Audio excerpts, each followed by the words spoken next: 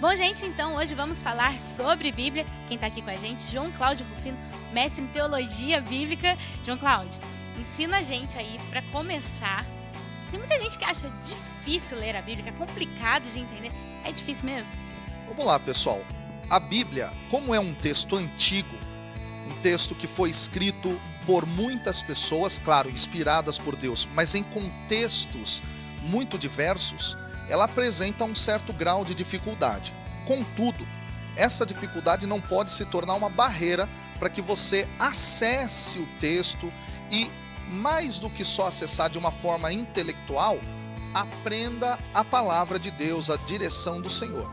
Então, a dificuldade, claro, existe, a gente não pode omitir isso, mas é preciso dizer, ali está contida esta palavra de Deus tão maravilhosa e o esforço para lê-la, ter acesso a essa palavra, vale a pena e muito, eu diria.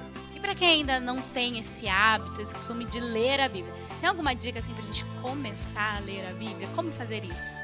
Bom, diversas dicas podem ser dadas, a gente vai destacar aqui algumas.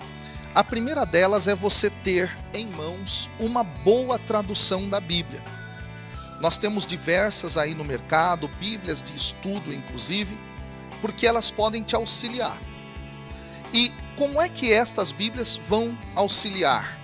Você tem boas introduções, boas notas de rodapé, o que já adianta muito o trabalho. Então, antes de ler qualquer texto, você deve acessar estas informações, mapear essas informações, fazer um estudo prévio, para que quando você ler, você saiba mais ou menos o direcionamento geral que o autor está querendo trazer, ou os autores, tá certo? Uma segunda dica fundamental, e isso é muito importante, é procurar na sua paróquia, na sua diocese, algum curso bíblico. Talvez você tenha uma escola de teologia para leigos, ou até mesmo cursos na internet, cursos cristãos, católicos, não é? Para que você possa acessar essas informações de modo mais profundo. E a terceira dica, que é fundamental, é ter mais ou menos uma boa sequência para ler esses textos, tá? E essa sequência, na minha visão, tá? Como professor, eu sempre oriento assim: leia, em primeiro lugar, os textos do Antigo Testamento. Essa é a minha visão. Alguns dizem do Novo, mas como a minha especialidade é o Antigo, e eu sempre digo isso aos meus alunos lá na faculdade, para entender o Novo é preciso ter alguns dados do Antigo, então comece pelo Antigo Testamento. Leia lá Gênesis, Êxodo, Levítico, Números, Deuteronômio. Em algum momento a leitura vai ser um pouco puxada, um pouco pesada, eu diria, mas vai valer a pena.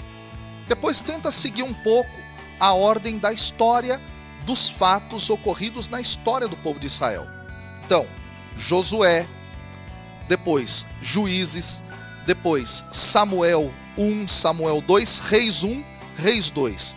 Você foi até aquilo que nós chamamos no Antigo Testamento de exílio da Babilônia. Depois dá para você ler, para compreender um pouco esse exílio, o livro das Lamentações, que foi escrito exatamente nesse momento da história. O retorno do exílio se dá com Esdras e Neemias. Você vai chegar muito próximo a Jesus Cristo já, lá pelos anos 350 a.C. Depois, você pode ler 1º e 2º Macabeus, você já vai estar ali situado no ano 200, mais ou menos, antes de Cristo.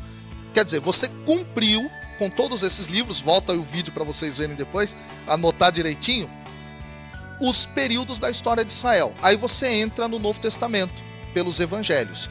O primeiro evangelho que a gente sempre diz para que os alunos leiam é Marcos. Por quê? Ele serviu de base tanto para Lucas quanto para Mateus. E por fim, o Evangelho de João. Aí você passa para o livro dos Atos dos Apóstolos, as cartas do apóstolo Paulo, as cartas pastorais que estão lá e por fim o Apocalipse. Deus abençoe cada um de vocês. Aí então, galera, fica aí o recadinho dos Jovens de Maria. Continue acompanhando a gente no nosso canal. Até mais!